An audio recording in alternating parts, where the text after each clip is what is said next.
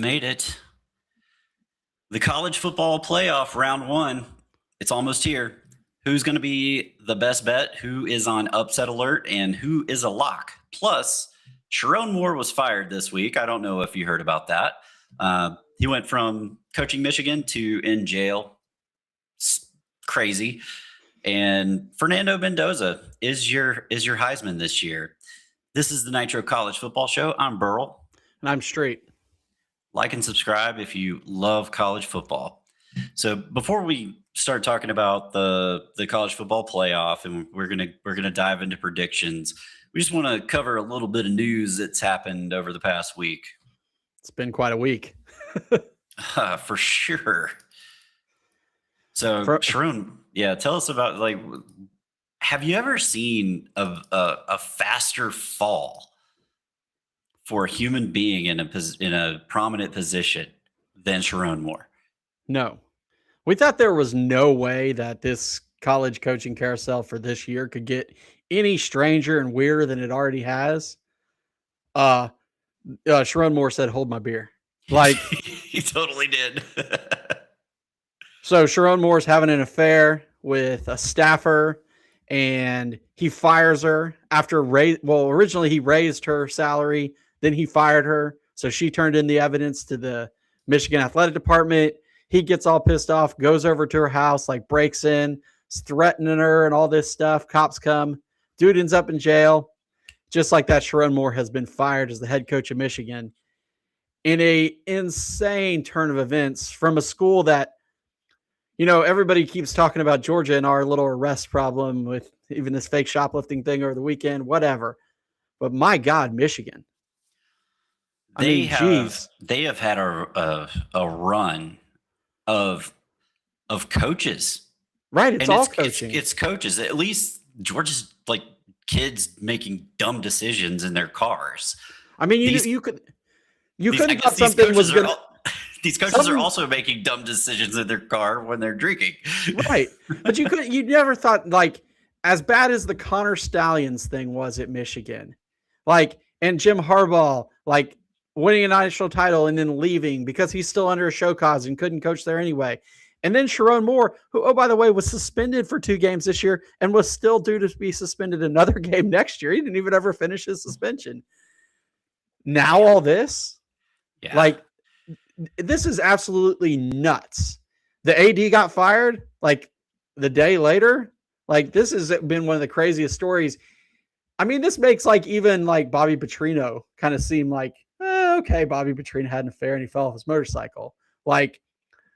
This is nuts. It's been an absolutely crazy story. And now you have another prominent job open, but I mean the order of events is crazy. The whole story is crazy.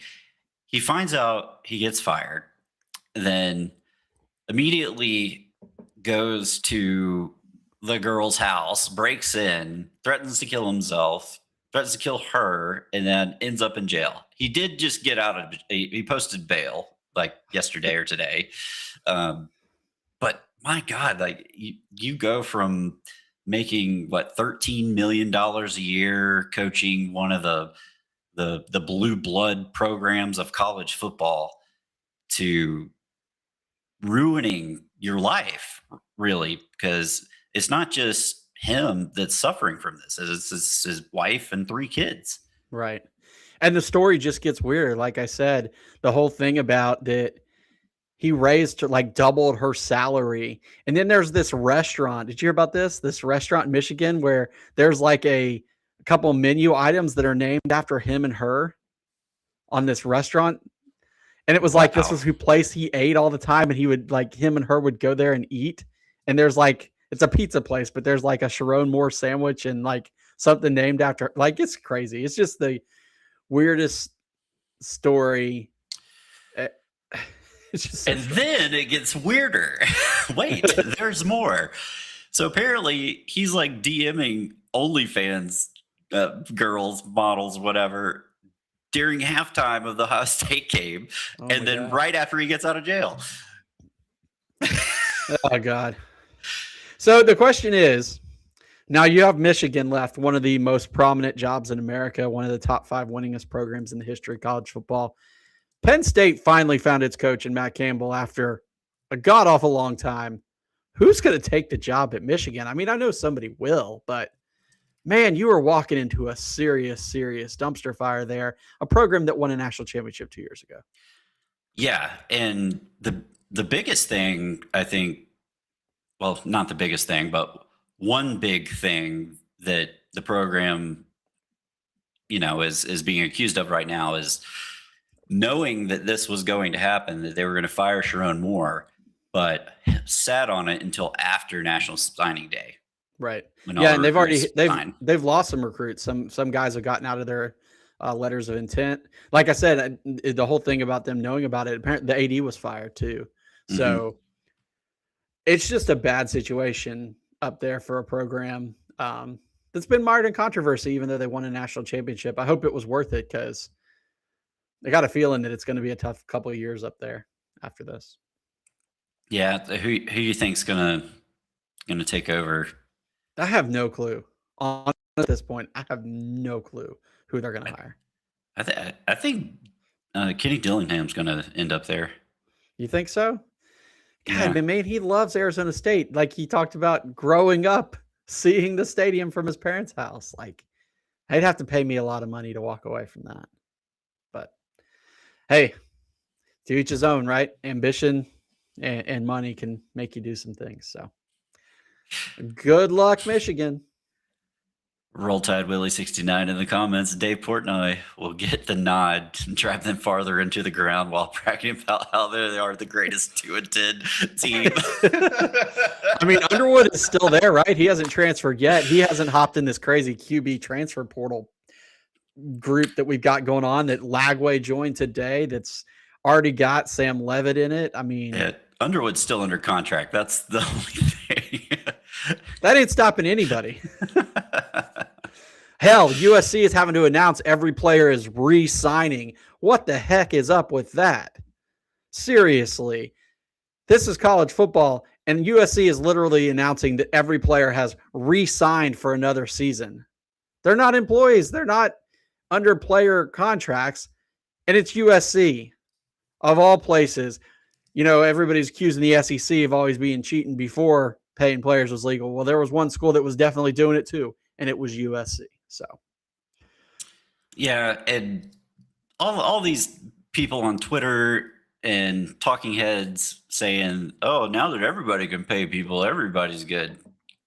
No, they've been paying people for a long time. Like, you can't tell me that Ohio State, Michigan, hell, even the noble Notre Dame didn't pay people. I mean, come on. Yeah. Grow up.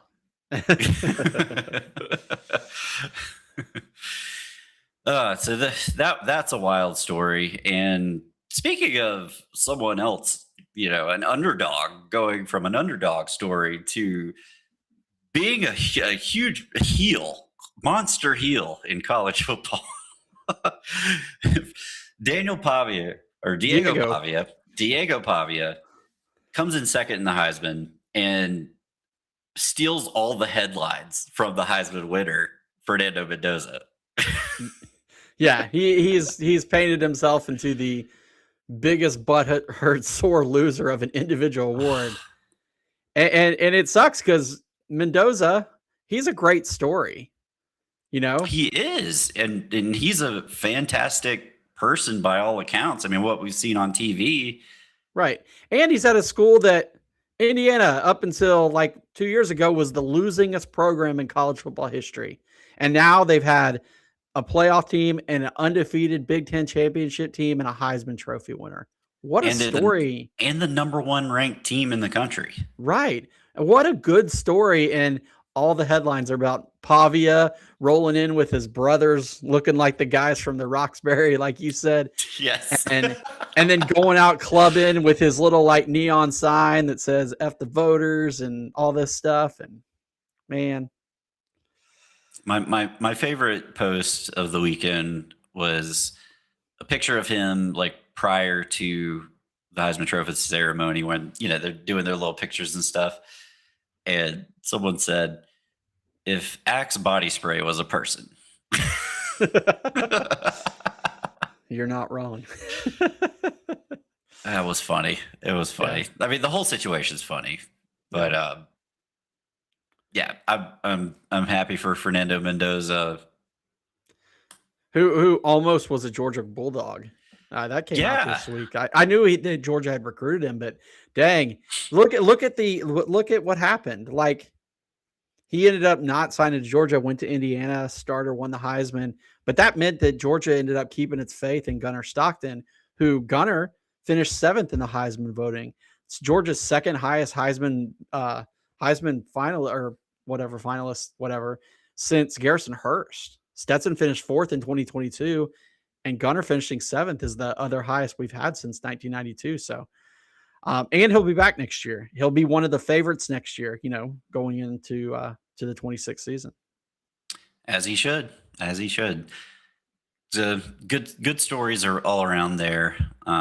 I was disappointed Jeremiah Love didn't get the Heisman, but I was disappointed that our boy Rodriguez from Texas Tech wasn't there in New York. He finished 5th, and it came out he was the highest rated player in the country at any position, according to PFF. And he had, on a Texas Tech team that had never won a conference championship and finished number 4 in the country and won its conference and is in the playoffs. Man, couldn't you have just brought a 5th guy? Like, I don't get the idea of only bringing 4. Jacob Rodriguez should have been there in New York, but hey, it's all right. I mean, he had a hell of a year, and he's probably going to get paid and go play in the NFL next year. So I don't feel too bad for him. I wouldn't feel that bad. I mean, he's going to get drafted a hell of a lot higher than Pavia is. I'll tell you that. Yes.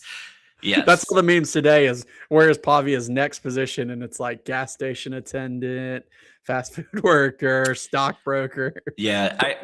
In his case, I hope that all NFL teams have learned from the Falcons' dumbass mistake of not drafting the Butkus Award winner when you have the chance. Yeah. To draft a 5'9" quarterback, They drafted Troy Anderson. Yes. Yeah. Troy Anderson, Nakobe Dean. So, and that's why the Falcons are the Falcons. Yes. So I did mention next year. The next year, the Heisman race is going to be real interesting because obviously you had Julian Sayin, who was here as a finalist. He'll be back next year. Gunnar finished 7th. He'll be back next year. But they're not going to be the favorite going into the season because the world is going to salivate over the Arch Manning Heisman campaign next year. You thought it was bad this year. You thought it was bad this year when he hadn't even started. Oh, just wait, because he actually played well down the stretch. And they don't have to play Georgia. They don't have to play Georgia or Alabama next year. Once again, they've got like the easiest schedule. And we'll talk about schedules in a minute, but yeah, it's ridiculous. So yeah. What a weekend. So something else happened over the weekend. Army played Navy, and it was a pretty awesome game. It was a pretty awesome Army-Navy game, right? Lower scoring. But it started out with one of the funniest things. The whole thing was, did you see President Trump flip the coin? You mean not flip the coin, but throw it up in the air? Yes. That might have been the worst coin flip I think I've ever seen in my entire life. Like, it was like, dear God.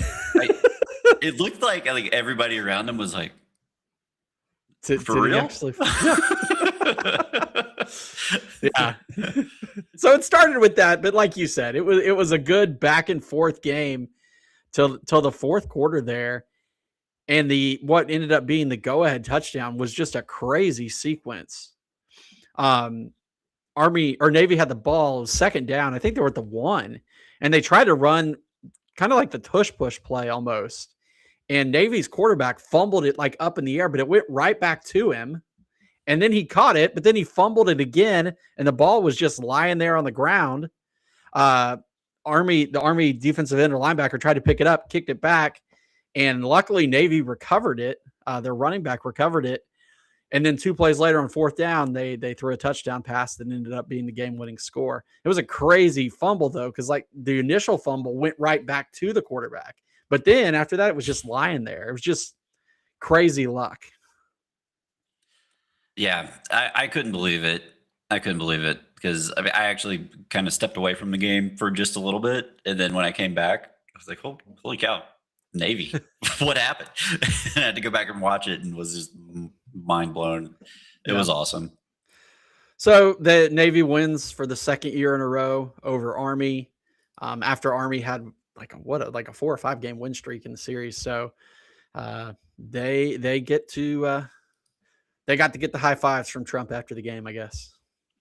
Yep, and then all the celebrating afterwards. It is cool how both teams go to each other's bands and have their little ceremony thing. It's really cool. That's why it's one of the coolest games out there. I mean, and I'm glad they keep it on that weekend. Though there was a bowl game on Saturday night, which kind of bugged me. It was Washington, Boise State. Like a bowl game that weekend, that was kind of sacred weekend. It's Army, Navy, it's Heisman. I don't know if I felt too happy about that. There is nothing sacred in college football anymore. I guess not. Nope.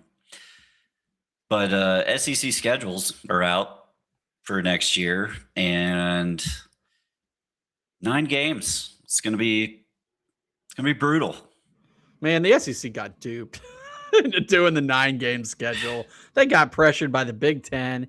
They fell for it. And my gosh, if you look at the schedules this year, number one, because of the calendar, we go back to a single bye week, which is bad enough as it is. But man, no team in the SEC. I was joking about Texas. Realistically, nobody in the SEC has an easy schedule anymore. They really did a good job of balancing this out this year, I think. A lot better than it had been before. You're not going to have Texas A&M where they don't play they just play the bottom feeders of the SEC. They did a pretty good job based on this year's schedule, balancing it out. Yeah. So who do you think has the toughest road? Well, in terms of the overall schedule or just week to week? Overall. Oh, man. There's some tough ones. LSU's got a tough schedule. They have probably the toughest stretch of games in November. They got to play Alabama at home and Texas at home in back-to-back weeks and then go play at Tennessee right after that. That is a really, really tough 3-game schedule there. Georgia actually has one of the other toughest stretches in October. Between the 3rd and the 17th. They play Oklahoma at home, playoff team, 10 wins. They play Vanderbilt at home, not a playoff team, but 10 wins. And then they play at Alabama. So you've got 2 playoff teams. All 3 of those teams won 10 games this year in a 3-week stretch. And then that's before their 1 bye week. And then you got to play Florida. Of course, it's in Atlanta next year, but that's a pretty tough stretch as well.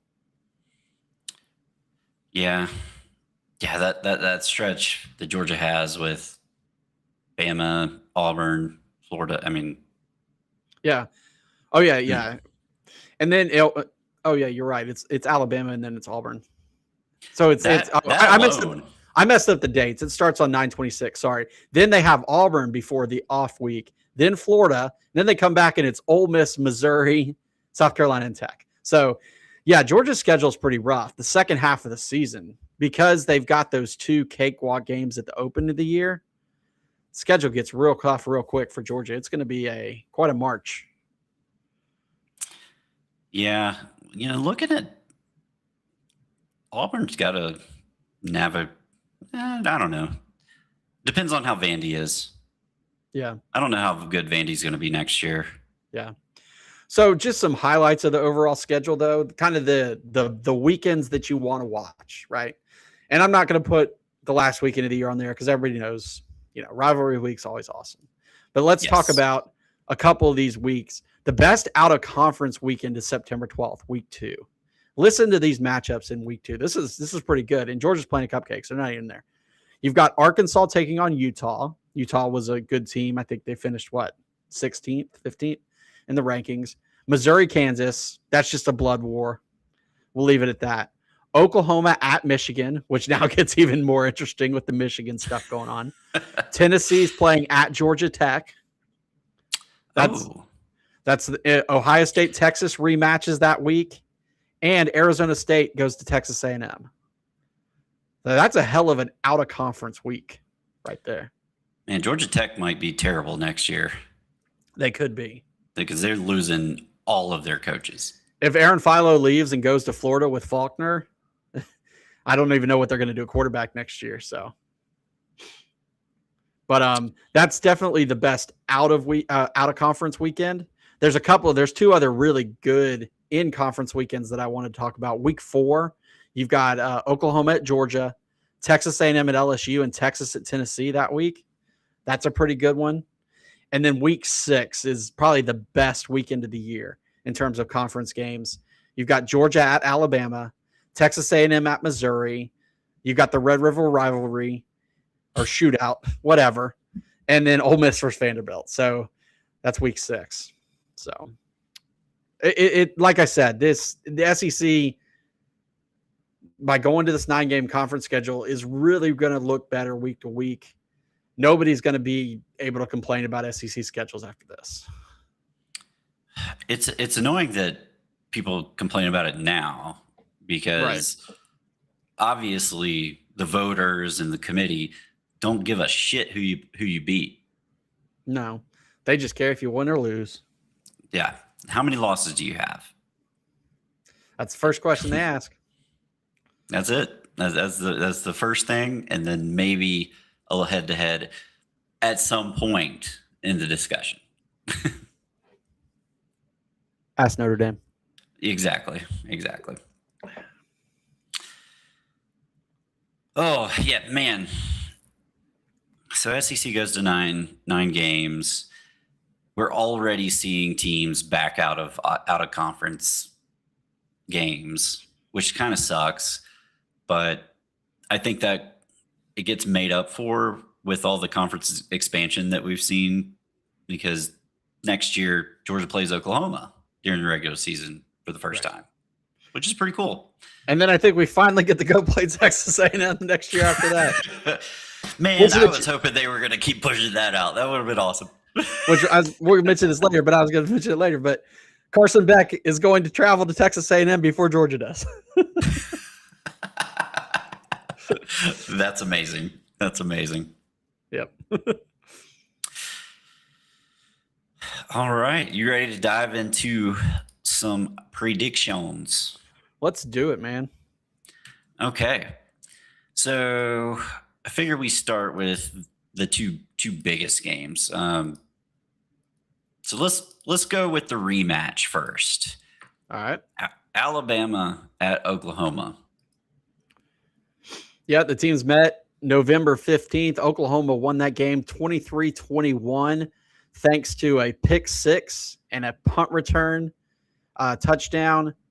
You know, a defensive battle where they just harassed Alabama. They harassed Alabama all day. So the question is, can they do it again? And is Alabama healthier than they were in the SEC championship? What you think? Yeah, I mean, Bama's beat up. Ty Simpson is hurt. Apparently, his back is shot, and I'm not shocked about that at all because he was getting drilled by Georgia all day long. And he got drilled by Auburn the week before that. Yeah, and exactly. He got drilled by Oklahoma the week before that. Like, he got killed, man, those last couple of games. Yeah, but you know, this game, it's all about Oklahoma's defense. Yeah, it really is, because people look at that first game, and rightfully so, Bama had a lot of chances to win that game. Right. But Oklahoma's defense is so good. Right. But you think about it this way. Oklahoma got a pick 6 touchdown. Oklahoma got a punt return touchdown. Without that, 23-21. Well, I They mean, don't. just look at Georgia, Alabama. All Yeah. of Georgia's scores pretty much came off of turnovers and big time special teams plays. Yeah. I mean, like I said, I think you're right. I think Oklahoma is going to take the same approach that they did a couple of weeks ago, which is honestly is what they did it, Auburn did it, and then Georgia did it. All three of them, they played man coverage and they blitzed the hell out of Ty Simpson. They brought pressure, pressure, pressure, and they're gonna make Yeah. Alabama. If Alabama's gonna win, they're gonna have to find a running game, which they haven't been able to do most of the year. Yeah. And if they haven't found it by now, it ain't happening. Yeah. And I don't know about the condition of Jam Miller. It said like he's progressing, but it didn't say that he's definitely in or out. So if they don't have him, if they've got the backs they had in the SEC championship game, doesn't look too bright there. It would help if their center's healthier. That may help a little bit, but I wouldn't count on it. Yeah, I expect this to be a tight game because we still haven't seen John Mateer really be efficient. Like he's made some great plays, he's racked up some yards, but you look at his completion percentage; it's terrible. Yeah, the Oklahoma offense is I wouldn't even say is like really good enough for them to be where they're at. It's just their defense has been so good that they have carried them. Yeah. I mean, I guess the question for Mateer is he got a couple weeks off. Is that hand finally healed? He was never the same after he had surgery on that hand. Maybe a couple weeks off, getting healthy. Maybe. Could. Very well could. I mean, if we see the Mateer pre-injury, look out. Oklahoma's going to be super dangerous in the playoff. Well, just take a similar approach on offense that Georgia did. That, to lack of a better, that Auburn kind of did too. Auburn, they didn't really throw the ball a ton. It was all in the quarterback. Now he threw it some, but it was all in the quarterback's legs. Georgia obviously didn't throw the ball down the field at all. One pass over 15 yards down the field. Stockton kept it close, screens, shorts, things like that. If you can do that with Mateer as well and mix in his legs, which has been useful, you've got a recipe for success if you're going to play good defense against Bama and keep them off the scoreboard, because that's what Georgia did. I think Oklahoma would try to do the same thing. Oh, they definitely will. And Oklahoma's going to stop the run. They're fantastic against the run. And they're going to get after Ty Simpson. I mean, they're going to follow the formula. I mean, hell, they created it. Yeah. So what you thinking on a score and a winner here? I think it's going to be a defensive battle. It's going to be a game of field position, and I think whoever ends up having the best field position throughout the game is going to ultimately pull it out. But I still think Alabama is the better team. So I'm going to go Alabama 24, Oklahoma 21. Okay. So I think Alabama is a little bit better on offense against Oklahoma this week than they were against Georgia last week. So I'm going to give them 14, but I think Oklahoma wins. I think they are going to keep the ball on the ground. They're going to kick a bunch of field goals. So give me Oklahoma 19, Alabama 14. Ooh, ugly game. Yes, sir. I love it. That's going to be a hard-hitting game. And I'm here for it. Oh, it sounds like Overton's still going to be out for Bama, which helps on the defensive line, hurts them on the defensive line, helps for the Oklahoma rush offense with him out, because they definitely missed him last week. Yep. Okay, so this next one, Miami travels to Texas A&M. Like you said, Beck's going to play at Texas A&M before Georgia does. But this is really an interesting game. It's at Texas A&M. Kyle Field's going to be rocking. I mean, Miami's going to come in. It's probably, I think it's the furthest that they've played out of their home stadium all year. Well, yeah, because they played a bunch of games in state this year. Like they played Yeah. everybody in state. They played Florida, they played South Florida, they played Florida State. They played all the schools in Florida this year. So Yep. But both of these schools, I mean, they bring a lot of swagger. Miami, they're primarily a rushing offense, but they have Carson Beck who can make NFL caliber throws. He can also make a lot of interceptions. And on the flip side, you've got Marcel Reed, who has all the talent in the world, but also can throw some interceptions. So when I first saw this matchup, the first thing that popped in my head was like, okay, is this going to be a interception fest? It very well could be. Yeah. You've got some quarterbacks that have made mistakes, and you have two really good defenses on third down in particular. Texas A&M is the number one defense in the country on third down. Miami is number 10 in the country on third down. So two really, really good teams on third down. The only problem that these teams do have is they're both heavily penalized. They both make a lot of stupid penalties. Texas A&M's 122nd in the country, Miami 118th. So it's just a question of who can not commit stupid penalties and win those downs, particularly third down. Texas A&M's defense is the number 2 havoc rate and the number 1 sack rate on passing downs in the country. So Carson Beck is going to feel some heat. And we know what happened last year when Georgia was struggling running the football and struggling with blocking. Carson Beck panicked, and that's when he started throwing interceptions. So, Cassius Howell, SEC Defensive Player of the Year, 11 and a half sacks. He's going to be coming in, and they're going to try to, get to Carson Beck early and often. Yeah, I mean, Texas A&M has a ton of weapons. I mean, their receivers are some of the best in the nation. Casey Concepcion has been just phenomenal this year as a receiver and returner. And on Miami, they, in my opinion, have the best player on the field, Malachi Toney. True freshman. That kid is special.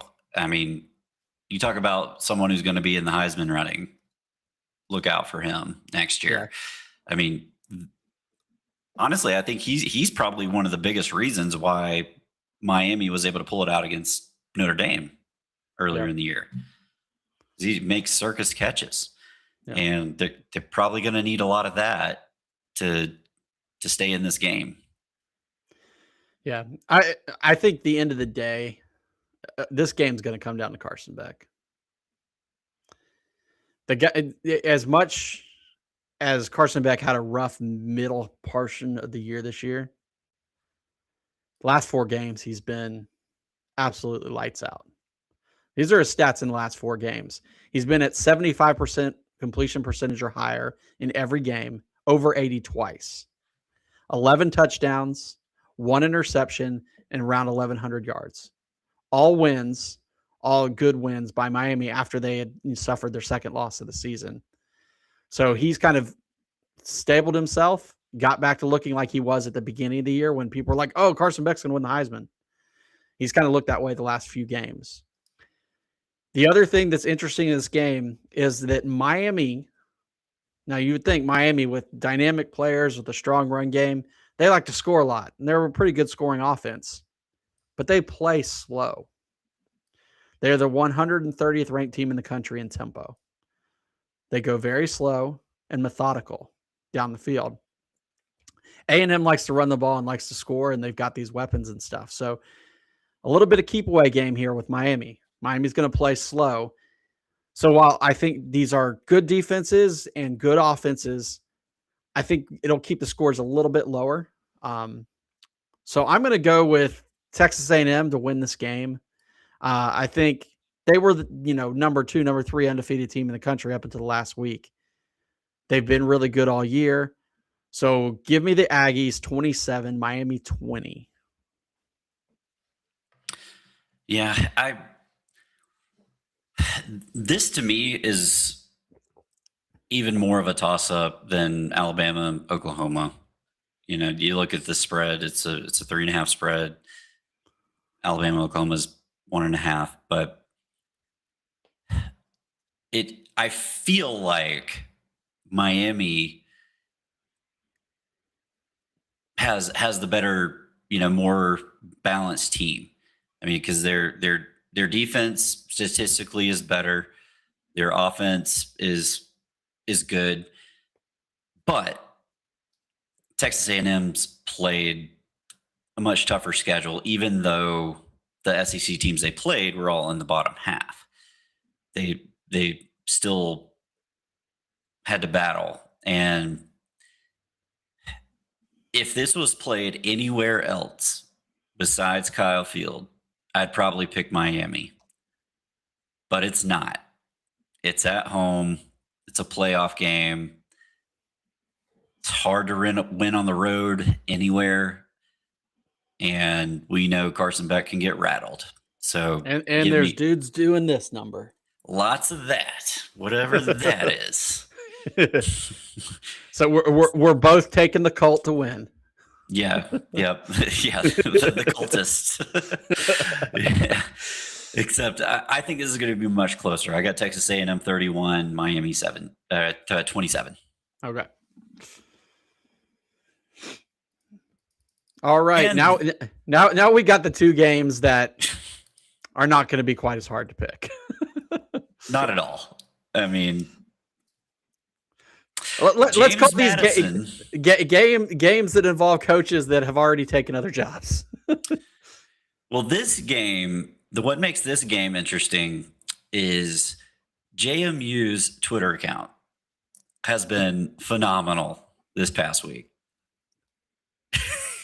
They had a post where it was like, slow-mo video of Oregon highlights and stuff. They're like, is this real? Oregon's the slowest team I've ever seen. So, somebody said it's the Sun Belt version of the 3-year Letterman. Oh, yes, exactly. I saw that. And then the other one, they have a sign in their locker room says "Play like a champion today," and they're in that. And the brothers in arms. Yeah. So James Madison coach Bob Chesney has taken the UCLA job. And James Madison only got into this game because of Duke. Honestly, I think if Duke was playing in this game, this would be a much tougher out, obviously. I think it would actually be a pretty good game because Duke has a good quarterback in Darian Mensah, who they paid a lot of money for. I think it could be really interesting for Oregon. James Madison, they won the Sun Belt.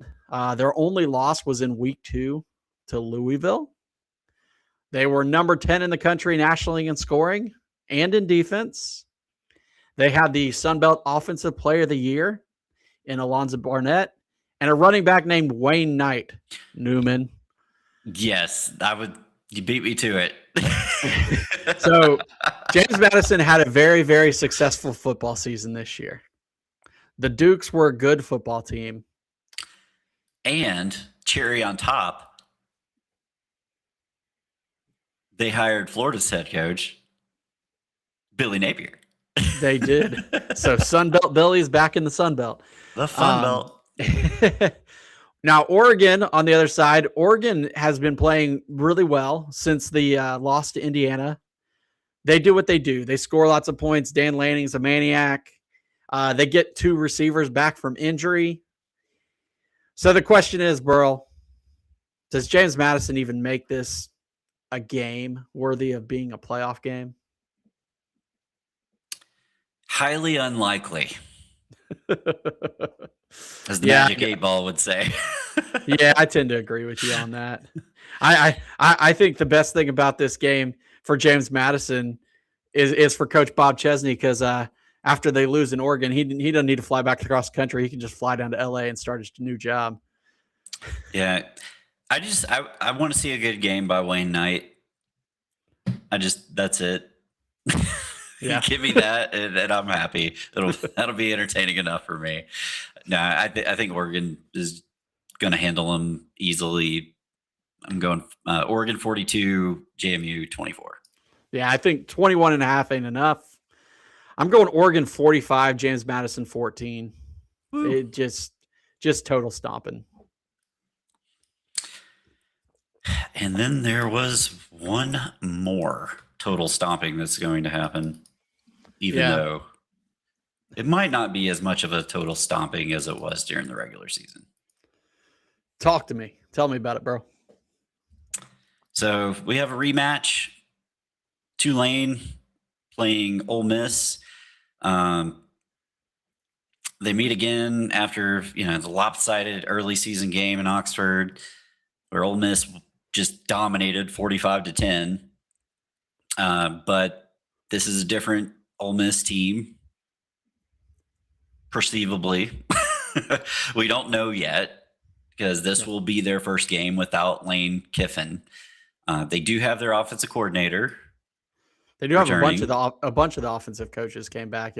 Originally it was just going to be Charlie Weiss Jr., but I think Joe Cox and some of the other guys are back. So I think most of the staff is back to help out for the playoff run.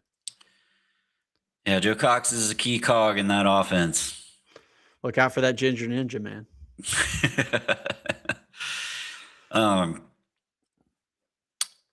Let's see. So I think Ole Miss is there to prove a point that they still belong, even though they're without their head coach. Like you said, there's other teams, mainly the G5 teams. They're having new coaches too, but this one's a little different because Ole Miss had the best season that Ole Miss has ever had. Exactly, and their coach walked away. And the coach walked away.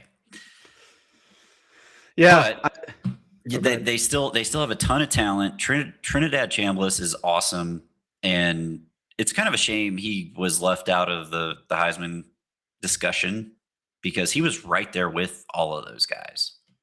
What did he finish in the top 10? I know I'm not sure. He got the nod as second team All SEC over Gunnar Stockton. Yeah, he had a great year. I mean, he didn't even start till the third game of the year. Ended up with 3,000 yards passing, 18 touchdowns, and then he added 470 yards rushing and 6 touchdowns. So 24 total touchdowns, 3,500 yards, and only 3 interceptions after coming over from Tarleton State or wherever the heck it was. Hey, Tarleton State won this past weekend. They were the national champion last year with him at quarterback. There you go. And I think the other thing for Ole Miss is really the development of Keelan Lacey. Dude was a beast. 1,279 yards, which was second in the conference, but 20 rushing touchdowns. That's scoring some points on the ground. On the Tulane side, John Summerall is back. He didn't leave like Lane, even though he's obviously taken the job at Florida. He is hanging around, but he put up the meme or picture of him with like a shirt that was half Florida, half Tulane. And he's like 2 hours sleep. Yeah. 2 hours sleep. Tulane was a preseason pick to be in the playoffs, and then they kind of struggled, but they got it back together. They won their last 5 games down the stretch. They won the American Conference Championship, beating North Texas. And Jake Retzlaff, who came over from BYU, has had a pretty good year for them. 2,800 yards passing, 610 yards rushing. He had 14 passing touchdowns, 16 rushing touchdowns. So 30 total touchdowns. Pretty impressive numbers for a quarterback who wasn't even on the roster coming out of spring practice. Like you said, Ole Miss rolled him in September, 45-10. If you look at the stats, Ole Miss is significantly better in every major stat category. Scoring offense, total offense. Not even scoring, close. Yeah. and even on the defensive side where Ole Miss is not great, their scoring defense was 24th in the country. Tulane's was 50th. Their total defense 33rd in the country. Tulane's 66th. So Tulane's a nice story. It's great for them to get in the playoffs. I think they're a better team than James Madison, so I am glad that they got in. But I think Ole Miss is going to win this game and move on to get the rematch with Georgia. Yeah, I think it's inevitable. It just is. I mean, Ole Miss is still loaded with talent right now. I mean, the players didn't leave. They're still there. And like we said, Trinidad Chambliss and Kewan Lacey, two great players. And it's just going to be too much offense from Ole Miss for Tulane to handle. Tulane might be able to put up some points just because everybody puts up points on Ole Miss. Yeah. Even Oklahoma, they were able to score on Ole Miss. Yeah. Yeah, I think it's a much closer game than the first one. It's not 35 points this time. It's still not close, but it's closer. I'm going to go with Ole Miss 38, Tulane 20. And like I said, the Rebels moving on to face Georgia. Yeah, I'm with you. I'm Ole Miss 38, Tulane 24. All right. So if those things hold, then we'll have a really good next round of the playoffs, because we'll have Oregon taking on Texas Tech. We'll have Georgia taking on Ole Miss. We'll have either Texas A&M or Miami going to take on Ohio State. And then we'll have Indiana taking on, what's the other game? The winner of Alabama and Oklahoma. So it'll be fun, man. It's going to be awesome. I'm looking forward to it. I'm not really looking forward to the G5 games, but the Miami, Texas A&M, and Oklahoma, Alabama. Yeah. Hey, those are going to be but after these games, and before we get to the second round of the playoff games, we get all those fun, crappy bowl games, including the Pop-Tarts Bowl. Yes. Which we will review the Pop-Tarts Bowl this year. Like BYU Georgia Tech, man. It's going to be a fun one. Bear Bachmeier versus Haynes King. You got to love that, man. If there's any meaningless bowl game that we had to pick to cover, it's going to be the Pop-Tarts Bowl. You're dang right. I want Pop-Tart resurrections all over the place. Rising from the dead. Zombie Pop-Tarts. I mean, yeah, let's get crazy with it. Well, all right, man. Well, the college football playoff is upon us, starting on Friday. If you're still watching at this point, please subscribe to the channel and like the show, leave a comment, tell your friends. We'll be doing this preview stuff and review stuff all throughout the rest of the playoffs, and then we'll move into the off season. We'll have some more content for you then. Bro, you got any final thoughts on the week? Just looking forward to the games this weekend, and still kind of shocked about the Heisman situations. Yeah. And it'll be interesting to see who takes that Michigan job. It's not going to be me. Nope.